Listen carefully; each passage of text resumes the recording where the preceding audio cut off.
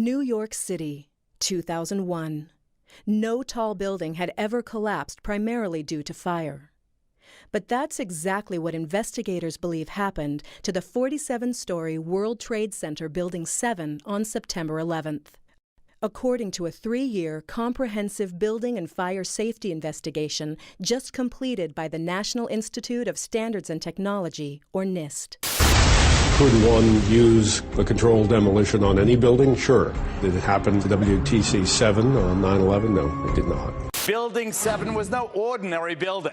Among other key tenants, including several intelligence and law enforcement agencies, it also housed New York City's Emergency Operations Center. Have you had anybody come up to you and say Building 7? Have you had Building 7? No, oh, no. Walk around. Be on television a little more. You'll get the Building 7 guys. Let us never tolerate outrageous conspiracy theories concerning the attacks of September the 11th.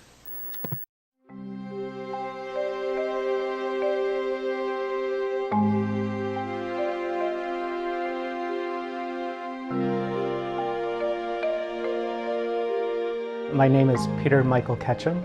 I was born and raised in Wisconsin. I've spent much of my life in the high performance and scientific computing world.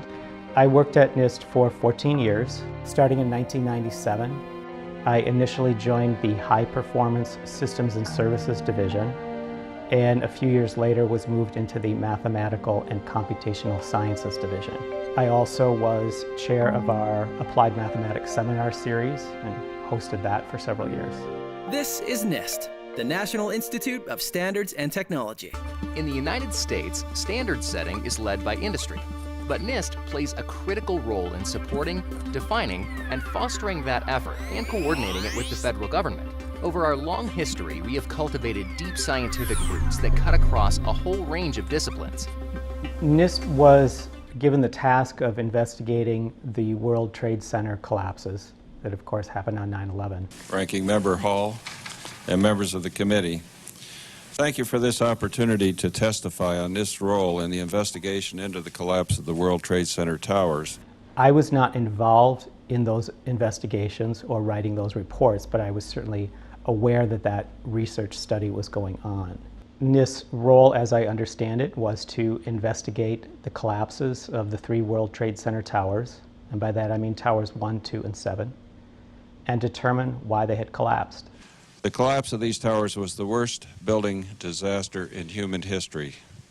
Engineers, emergency responders, and the nation did not anticipate and were largely unprepared for such a catastrophe. I began to look into this in July of 2016.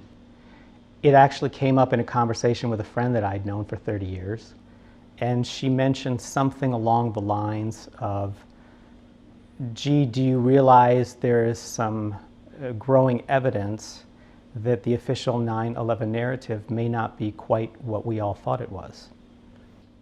I didn't do anything for about a month. I think I just let it sink in. But in the middle of August, I felt very compelled to start investigating. And in a very short amount of time, it became clear to me that NIST's investigation of the collapse of the World Trade Centers was not a sincere and genuine study. And I quickly became furious. First, I was furious with myself. I couldn't believe that I had not noticed this before. How could I have not noticed this for the last 15 years? And that fury then quickly transferred to NIST, my former employer, who I had always thought very highly of, and always felt that NIST did research of the highest integrity. So to see what they had done, what NIST had done with the World Trade Center investigation and report, left me stunned. Good morning. I'm here to summarize the findings from our 3-year study of the collapse of World Trade Center Building 7. Before I tell you what we found, I'd like to tell you what we did not find. We did not find any evidence that explosives were used in the collapse of Building 7. We ran down detailed computer simulations of blast scenarios. This size blast would have produced an incredibly loud sound that was not recorded on videos of the collapse nor reported by witnesses. You want to call your mother or something? You gotta get back. You know that. You gotta get back. All right. I know. Keep your eye on that building. It'll be coming down. What became immediately obvious to me was that there was overwhelming evidence that all three of those towers, 1, 2, and 7, collapsed due to controlled demolition. And the NIST reports focused almost entirely on reasons due to fire and the associated plane crashes and jet fuel. What we found was that uncontrolled building fires caused an extraordinary event. The collapse of World Trade Center 7 was primarily due to fires. What I saw was that the most likely cause, controlled demolition, was not investigated at all. In fact, it was dismissed in 1 or 2 sentences within the report. For the third time today, it's reminiscent of those pictures we've all seen too much on television before, when a building was deliberately destroyed by well-placed dynamite to knock it down. I turned in time to see what looked like a skyscraper implosion. It looked like it had been done by a demolition crew. The whole thing just collapsing down on itself. It was almost as if it were a planned implosion. It just pancaked. Dit is controlled demolition. Zeker weten. Zeker weten. Er is nagesprongen. Dit is in opdracht gebeurd. Dat heeft een team gedaan van experts. This is the first time that we're aware of that a building over 15 stories tall has collapsed primarily due to fire. What is special about Building 7, and I think why it has gotten as much attention as it has, is because it wasn't hit by a plane. So that cannot be used as a reason for why the building collapsed. Now, it did have some fires. They weren't terribly notable fires. They were rather modest, in my opinion. And to complicate matters even more, there was an obvious foreknowledge on the part of some people that seemed to know that this building was going to come down. That building right there, the brown building, the tall one, is number 7 World Trade Center. I've heard several reports from several different officers now that that is the building that is going to go down next. In fact, one officer told me they're just waiting for that to come down at this point. Building is about to blow up. Moving back. Rescue workers pushed people away from the scene. We are walking back. There's a building about to blow up. Now, all these stories are not compatible. You cannot have a heavily built steel frame high-rise collapse due to modest fires. If that were the case, it would be extremely unusual for that to happen. So unusual that you could not possibly predict when or if it was going to happen.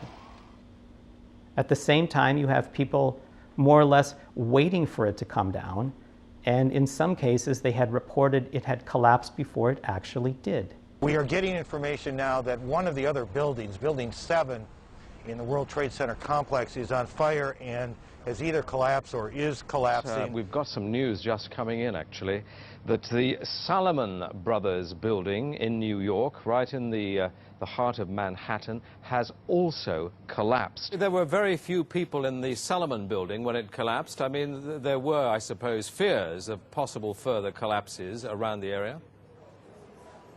That's what you would hope, because this whole downtown area behind me has been completely sealed off and evacuated, apart from the emergency workers. That was done by the mayor, Rudy Giuliani. The point is, that building is heavily built. There would be no reason to expect it to come down. Can you confirm it was number 7 that just went in?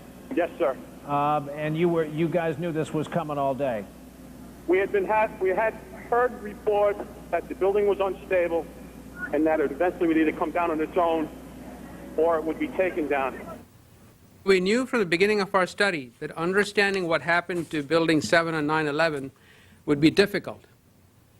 It did not fit any textbook example that you could readily point to and say, yes, that's why the buildings fell. I believe there is a quote at one point that the NIST investigators said something along the lines they were having trouble getting a handle on why Building 7 had collapsed. NIST is extremely competent. So to have NIST be baffled by the collapse of a building that had only modest fires and exhibits every characteristic of controlled demolition, if they say they were coming up empty-handed and couldn't figure it out, that's not believable. NIST put forward a model for the collapse of Building 7 that appears to me that they were grabbing at straws. Our study has identified thermal expansion as a new phenomenon that can cause the collapse of a structure. For the first time, we have shown that fire can induce a progressive collapse. Now, when I was a kid, and many people today are probably too young for this, but there was a cartoonist called Rube Goldberg. He drew cartoons of these machines that did a very simple thing in an incredibly complex way. And it was meant to be humorous. How does this door opener upper really work? You see, waiter places cat B on pile of dirty dishes A. Now cat B sees mouse C. Of course, this is a stuffed mouse because he must be used for the next waiter. It was meant to spoof the aspect of human nature that sometimes makes things far more complicated than they need to be. And these were called Rube Goldberg machines or Rube Goldberg devices. And sets off bomb G, opening door H very gently. The explanation that is given by NIST for the collapse of Building 7 sounds like a Rube Goldberg device. You could have beams that are here that are restrained from expanding, prevented from expanding because of this column here, for example, and that can buckle. And you see an example of a buckled beam right here.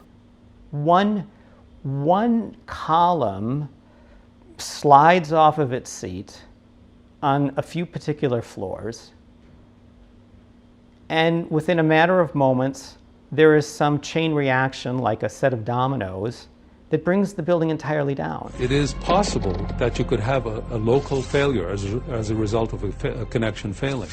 But the likelihood of that failure dragging the entire building in such a fashion that all the columns would fail at the same time is an impossibility. Impossibility? Yes. And you can see on the screen the column at the very right is column 79.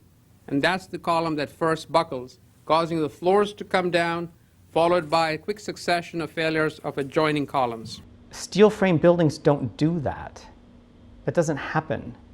It's just fantasy land. Here's our structural model showing the building collapsing, which matches quite well with the video of the event.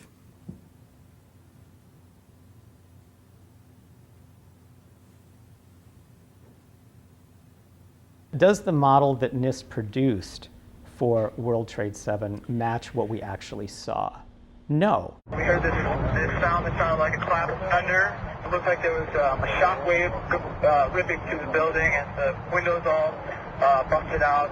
About a second later, the bottom floor caves out. The building followed after that. And, you know, I'm reminded of the old fairy tale of the emperor has no clothes. Everyone is watching the emperor go by and is being brainwashed to believe that the emperor has a beautiful set of clothes on when actually he's wearing nothing but underwear. The emperor has no clothes on! Now, what we see in the NIST model, first they only play the first few seconds of it. We only see a little bit of the building beginning to collapse. It is extremely atypical to build a computer model and create an animation of that model and to show only the first part of it. Why not follow through to the end? Where's the end? And what we do see doesn't match what we saw in reality.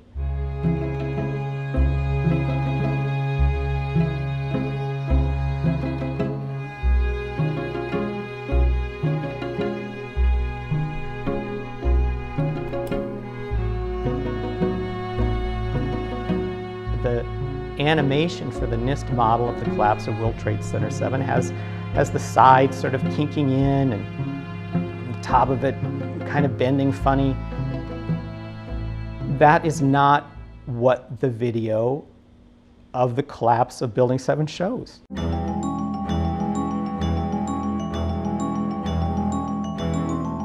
Building 7 came down almost straight down.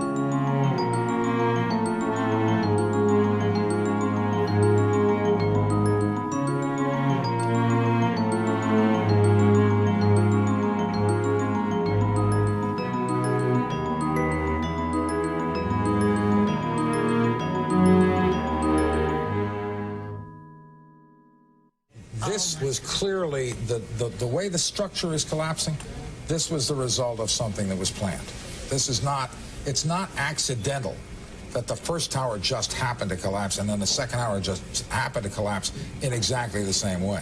How they accomplished this, we don't know. One of the things I noticed in NIST's investigation and reports is this fixation on collapse initiation, as if all that was required was to investigate up until the point that the collapses initiate. No, there's a lot more to the story than that.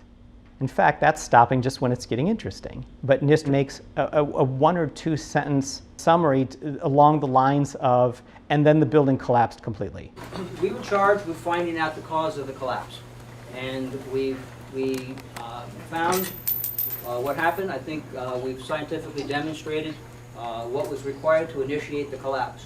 Once the collapse initiated, the video evidence is rather clear. It was not stopped by the floors below, so there was no calculation that we did to demonstrate that, what is clear from the videos. To investigate only up to collapse initiation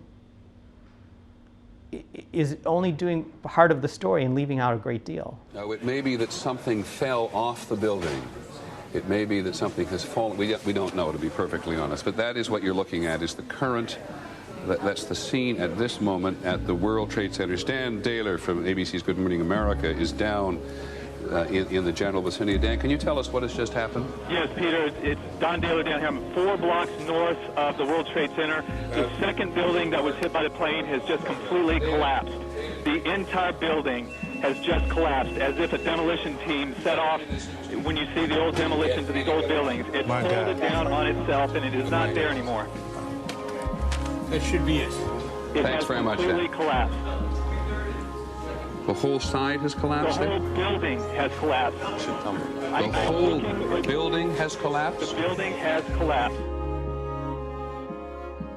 If the top of the building became unstable due to the weakening of columns, one would reasonably expect the top of the building to start to lean, start to creak, connections start to break, and the top of the building would simply fall off to the side and come crashing down on the buildings next door.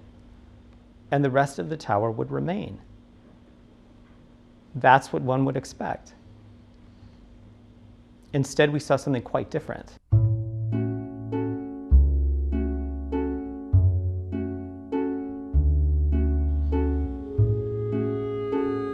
It is not reasonable to think that the weakening of some columns near the impact zone could somehow lead to an entire building collapsing entirely down on itself, symmetrically into its own footprint, with nothing left but bits of dust. That's not plausible, that's not reasonable. Watch some of the videos of the collapses. Look for several things. Look for sudden onset.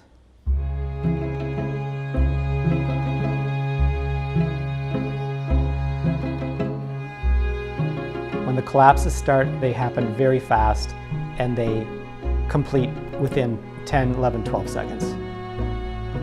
Second, look at the symmetry. These buildings come straight down, or almost straight down.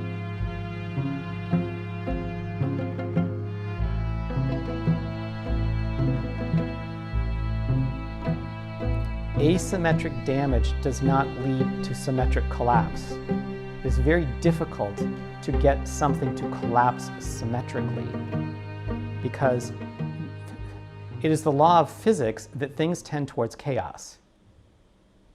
Collapsing symmetrically represents order, very strict order. It is not the nature of physics to gravitate towards order for no reason. It will gravitate towards chaos. It is very difficult to get a building to collapse symmetrically. Mark Loiseau has been in this family business all his life. He knows what it takes to bring a building down. The largest steel structure we've taken down, which I think is still a Guinness record, is the J.L. Hudson building in Detroit.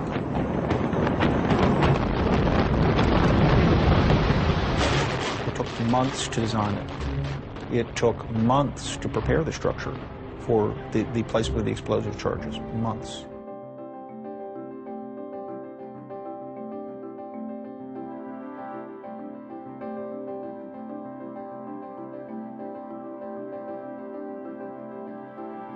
Third, look at the rubble that is left. It is not big pieces of steel, big chunks of cement. It is fine particles.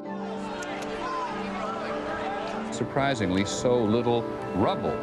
Where did all the rubble go? The concrete was pulverized, and I was down here Tuesday, and it was like you were on a foreign planet. All of Lower Manhattan, not just this site, from river to river, there was dust powder 2-3 inches thick. The concrete was just pulverized. You have 2 110-story office buildings. You don't find a desk. You don't find a chair. You don't find a telephone, a computer.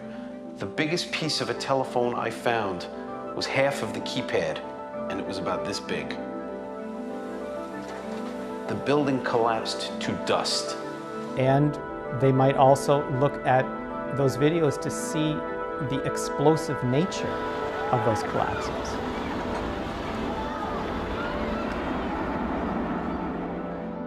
You can see essentially a wave of explosive demolition traveling down the building as it collapses.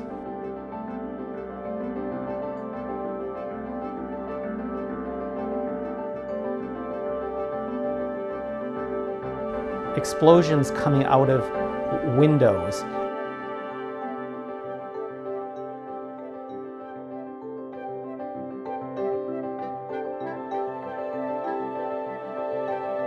Huge chunks of steel perimeter beams flying hundreds of feet off to the side.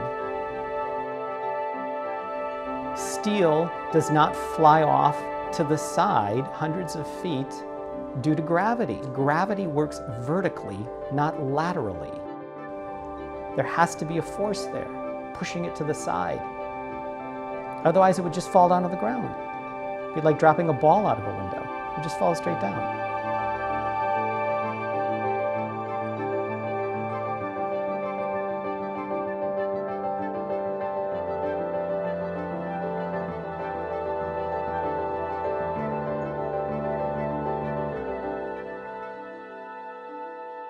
Why did NIST issue a report that seems to do everything it can to avoid investigating the most likely cause, in this case being controlled demolition? Why would NIST avoid that? Why would they try to do everything they could to avoid that? The only thing I can do is make some guesses, and I emphasize the word guess.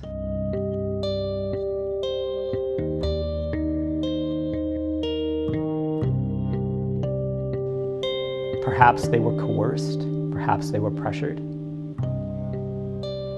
I don't know where that coercion or pressure might have come from, but it is not typical of NIST to do anything short of excellent.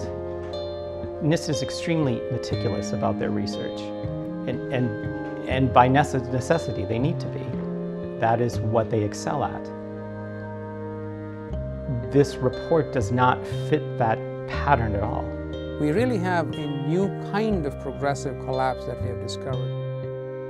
One thing I think to understand is NIST is a really excellent place to work. And for many of the people who work there, this is a really good position and they have a lot to lose. It is not all that hard to begin to pressure people, make offers they can't refuse, coerce them, and depending on the person or people involved, that can be anywhere from very subtle to very overt. The best I can do is speculate that something of that type happened. We conducted the study without bias, without interference from anyone, and dedicated ourselves to do the very best job we could. And in fact, I would suggest that the public should really, at this point, recognize the science is really behind what we have said. So why didn't I see it? I think the painful truth is that I was living in blindness and ignorance as to what had actually happened. I didn't give it much thought.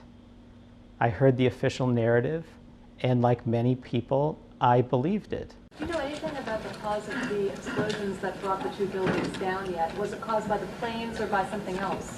We believe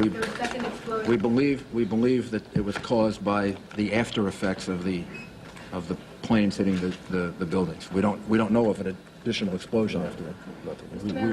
And I am ashamed to say that, but that's the truth. Once I took a look at it, it leapt out at me.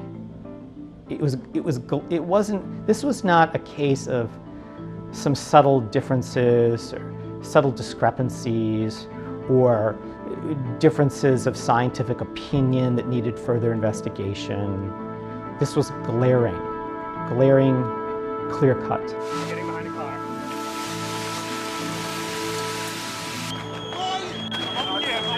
Don't have oxygen.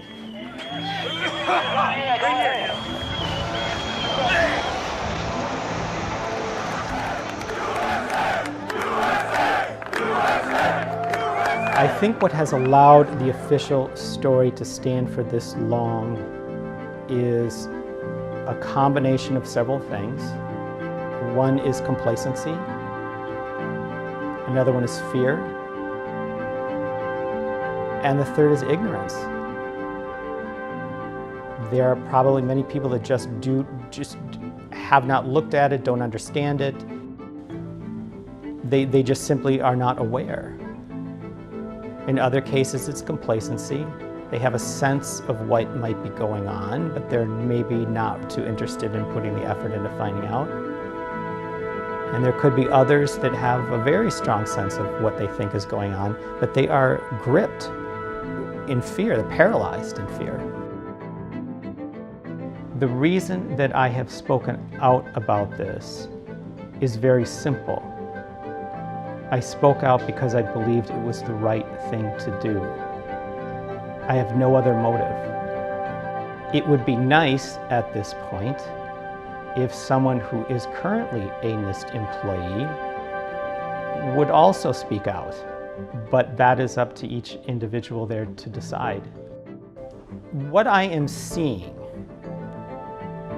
is that with respect to the World Trade Center collapses, the official narrative is beginning to unravel.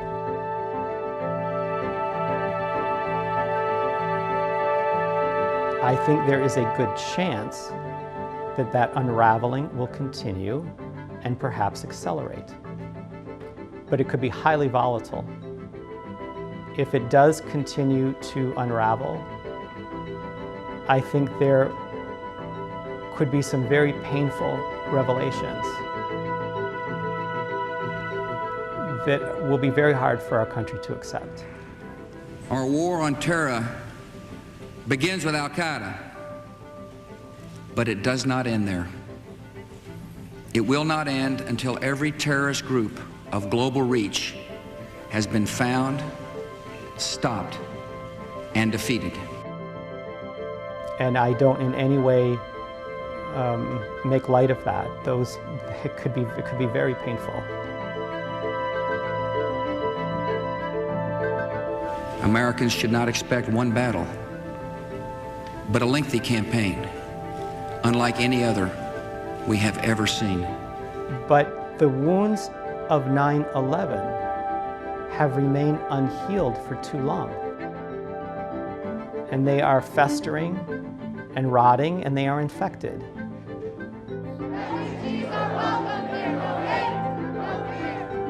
When you have a wound on the body, one of the first things you do is you wash it out with hot soapy water. And then you bandage it up. And yeah, it hurts. It hurts while you're washing it. It stings. It's a sharp pain, but you get the bandage on and the pain starts to die down, and a few hours pass, it's down to just a soreness. My point is that truth is the hot, sudsy water with which we wash out the wounds of 9/11 so that they can begin true healing.